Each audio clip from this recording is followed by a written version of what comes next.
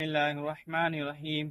اللہ تعالی نے بہت ساری مخلوقات کو بنایا، جس میں سب سے زیادہ افضل کس کو بنایا؟ انسان کو بنایا۔ اور انسانوں میں سے بھی اللہ تعالی نے افضل کس کو بنایا؟ ایمان والے کو بنایا۔ یہ فرمایا ایمان والا آزاد نہیں ہے بلکہ اللہ کے حکم کا پابند ہے۔ اللہ تعالی نے جس کام کو کرنے کا حکم دیا ایمان والے کو، اس کام کو اس کو کرنا ہی پڑے گا۔ اللہ کی منشا کو پہچاننا ہی پڑے گا کہ اللہ تعالی نے انسان کو کتنا افضل بنایا ہے اور ایمان والوں کو کس حکم کے ساتھ دنیا کے اندر بھیجا ہے۔ اللہ تعالیٰ نے فرمایا وما خلقت الجن والانس الا لیعبدون، کہ ہم نے انسان کو اور جنات کو صرف اور صرف اپنی عبادت کے لیے پیدا کیا۔ ہاں، کسی بھی مسلمان سے یہ پوچھو کہ نماز، یہ فرمایا نماز پڑھ دے، تو وہ کہ کیا ہے، نماز کسی بھی حال میں معاف نہیں ہے، لیکن پڑھتا بھی نہیں ہے۔ کیا پڑھتا بھی نہیں ہے؟ اس سے پوچھو کیوں نہیں پڑھتا؟ کہ ٹائم نہیں ملتا۔ جس وقت کا ٹائم مل جاتا نہیں بھائی، جیسے تم کہتے ہو کہ نماز کسی حال میں معاف نہیں ہے، اسی طرح سے نماز کو پڑھنا ہی پڑے گا، نماز کو ادا کرنا ہی پڑے گا۔ جسے کہتے ہیں کہ شراب پینا حرام ہے پھر بھی پیتے ہو، پھر پیتے کیوں بھائی؟ جب کہتے ہو شراب پینا حرام ہے، اللہ کو ناراضگی والے اعمال ہیں، اس کو کرتے کیوں؟ انسان پہ جو حالات آتے ہیں میرے دوستوں بزرگوں، یہ فرمایا حکومت کی طرف سے نہیں بلکہ اعمال کی طرف۔ جیسے بندے کے اعمال ہوتے ہیں، انسان کے اعمال ہوتے ہیں، ویسے اس کے حق میں فیصلے ہوتے ہیں۔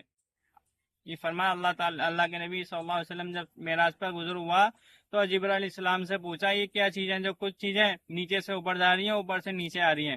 ہاں، تو جبرائیل علیہ السلام نے فرمایا یہ تمہاری امت کے اعمال ہیں جو نیچے سے جا رہے ہیں۔ یہ فرمایا یہ تو تمہاری امت کے اعمال ہیں جو اوپر سے آ رہے ہیں۔ یہ فرمایا کہ اللہ تعالیٰ کی طرف سے یہ فیصلے ہیں، بندے کے جیسے اعمال ہوتے ہیں ویسے فیصلے ہوتے ہیں۔ ہر ایک انسان خود اپنے بارے کے اندر اپنے بارے میں خود غور فکر یہ کرے کہ اللہ تعالیٰ نے یہ فرمایا، خود غور فکر کرے کہ میرے اعمال اچھے ہیں یا برے، میں کتنے نیک اعمال کر رہا ہوں، کتنے اللہ کے حکم کو پورا کر رہا ہوں، اور کتنے نبی صلی اللہ علیہ وسلم کے طریقے کے مطابق زندگی گزار رہا ہوں، کیونکہ اللہ تعالیٰ نے ہمیں کس پابند بنایا ہے۔ تو اس لیے اللہ کے حکم کو اور پیارے نبی کے صلی اللہ علیہ وسلم کے طریقے کے مطابق ہی زندگی گزارنی پڑے گی۔ ہاں، تو اس لیے جیسے بندے کے اعمال ہوتے ہیں، یہ فرمایا پیر اور جمعرات کے دن بندے کے اعمال پیش ہوتے ہیں، یہ فرمایا جیسے اعمال ہوتے ہیں ویسے اللہ تعالیٰ کی طرف سے فیصلے ہوتے ہیں۔ ہم خود غور فکر کر لیں اپنی زندگی کے بارے میں کہ میرے اعمال کیسے ہیں، کہ اللہ نے کتنے اللہ کے حکم کو پورا کر رہا ہوں۔ یہ فرمایا اللہ نے میرے پر رمضان فرض کرا، میں کتنے رمضان کو رکھتا ہوں۔ یہ زکوٰۃ فرض کی ہے، یہ فرمایا مال دیا، زکوٰۃ فرض ہے، کتنی زکوٰۃ ادا کرتا ہوں۔ اور یہ فرمایا مال دیا اللہ تعالیٰ نے، تو یہ فرمایا کتنے حج کرتا ہوں میں۔